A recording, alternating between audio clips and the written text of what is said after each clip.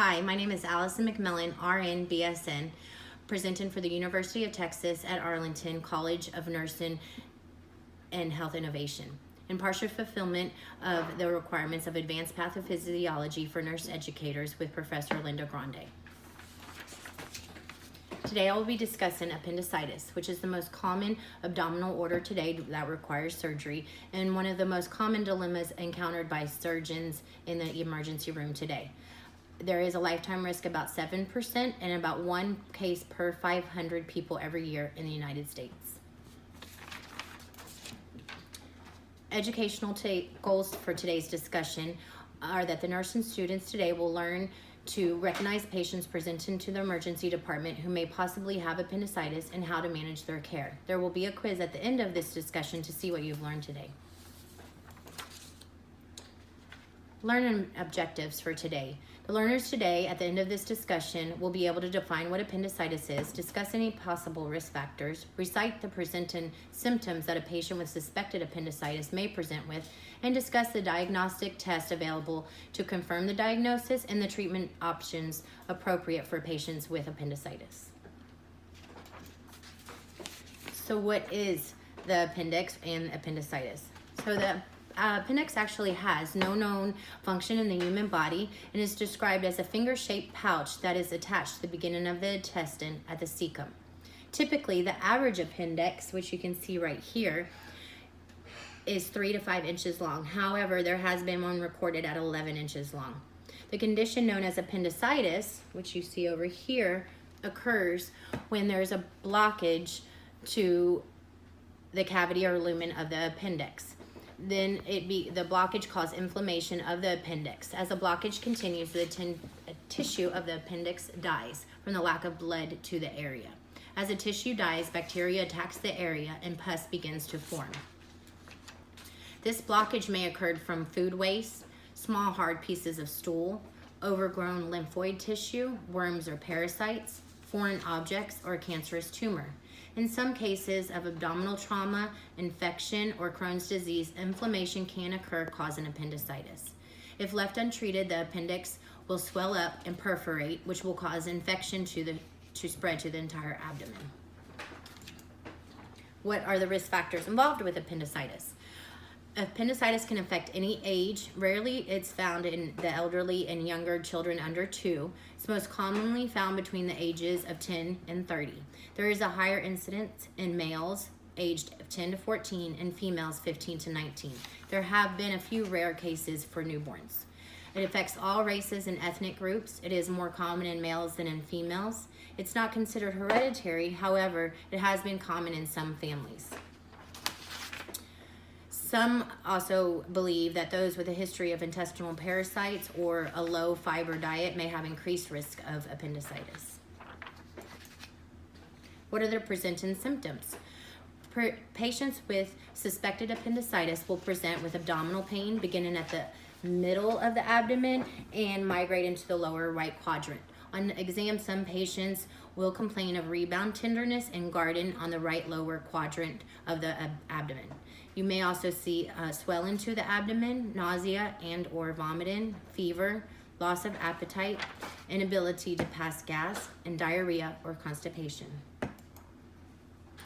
What diagnostic tests are there? Clinical examination is the biggest factor in diagnosing appendicitis. However, there are other tests to aid in the diagnosis. Complete blood count is one of those. Leukocytosis, which is a high white count, is a sign of infection and is commonly found in appendicitis. Urine tests can also be used to rule out if there's a UTI or kidney stones. With kidney stones, you'll see blood in the urine, which is not often found with appendicitis. Also, there's pregnancy tests because you want to rule out if there's an ectopic pregnancy due to the fact that ectopic pregnancies and appendicitis are very similar in the pain. So what other diagnostic tests? There's X-ray, ultrasound, and CT. X-rays are not a definitive test, but it can help show if there's a foreign body or hardened stool in the area. Like on this index, you can see the foreign object down here. Ultrasounds are useful, especially for children or those that don't have a lot of body fat around the abdomen. Those that are a little fluffier in the abdomen, you won't be able to visualize the appendix on ultrasound. Ultrasound is also more ideal for children due to no exposure to radiation. CT is the most commonly used diagnostic test and in diagnosing appendicitis. However, there is a risk of radiation. Due to the controversies of the different radiological tests, physicians have developed this scoring system called the Alvarado scoring system. It was developed back in 1986, and it helps physicians to accurately determine if the patients have a probability in having appendicitis. The Alvarado scoring system is based on 6 clinical parameters and 2 laboratory parameters. The 2 most common factors in diagnosing appendicitis are tenderness to the right iliac fossa, and that's why you get 2 points for that, and then also leukocytosis, which is also worth 2 points. Those with less than 4 points are at low risk for appendicitis. 4 to 8 points are at moderate risk, and with 9 or more points, they are at the highest risk. So how do we treat appendicitis? A surgical exploration or laparotomy is the definitive way to diagnose appendicitis, and is also used to remove the appendix, a procedure called an appendectomy. If patients' symptoms are unclear, patients may be admitted for observation until the symptoms become more clear as to whether it's appendicitis or not. Delay of surgery is avoided if possible due to the risk of a ruptured appendix, which again can lead to severe infection in the abdomen, sepsis, and sometimes death. Treatment with IV antibiotics is also typical before, during, and after surgical intervention due to the risk of infection. Those with ruptured appendix can expect IV antibiotics before surgery and prolonged therapy after surgery. Patients may also receive antiemetics to relieve the nausea and vomiting. Their pain relievers, also such as NSAIDs or narcotics, must be delayed until after the surgeon's able to evaluate the patient because they can mask the pain.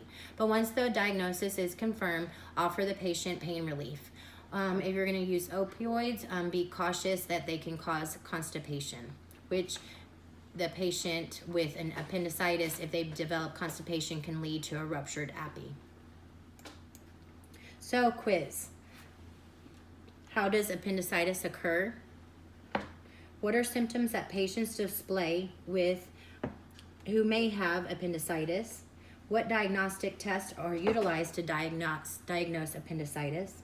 What scoring system is popular among physicians to help diagnose appendicitis? And what treatment options are available for appendicitis? I hope you guys all had a good time learning, and here are some of the references I got my information from. Thank you.